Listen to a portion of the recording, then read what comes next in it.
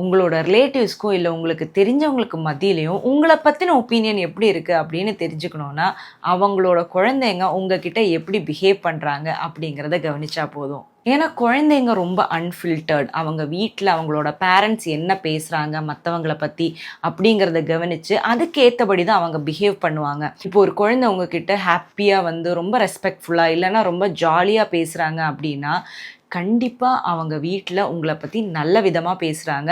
இல்லைன்னா அட்லீஸ்ட் எதுவுமே உங்களை பற்றி பேசலை. அது இல்லாமல் ஒரு குழந்தை எல்லாருக்கிட்டேயுமே நல்லா பேசிட்டு உங்ககிட்ட மட்டும் பேசாமல் தள்ளி நிற்கிறாங்க அப்படின்னா கண்டிப்பாக அதுக்கு ரீசன் அவங்களோட பேரண்ட்ஸ் உங்களை பற்றி அவங்க வீட்டில் பேசுகிற விஷயந்தான். 90% அப்படி தான் இருக்கும். ஒரு ஏஜுக்கு மேலே தான் நம்ம கற்றுப்போம். ஒருத்தவங்களை பற்றி என்ன ஒரு ஒப்பீனியன் நம்மளுக்கு இருந்தாலும் அதை ஹைட் பண்ணிவிட்டு வெளியில் சிரிக்கணும், இல்லைன்னா அட்லீஸ்ட் நியூட்ரலான ஒரு ரியாக்ஷனாச்சும் கொடுக்கணும் அப்படின்னு கற்றுக்கிறதுக்கு ஒரு ஏஜ் ஆகும். ஸோ இந்த மாதிரியான ஒரு எக்ஸ்பீரியன்ஸ் உங்களோட லைஃப்பில் எப்போவாச்சும் நீங்கள் ஃபேஸ் பண்ணியிருக்கீங்கன்னா மறக்காமல் அந்த ஸ்டோரியை கமெண்ட் பாக்ஸில் சொல்லுங்கள்.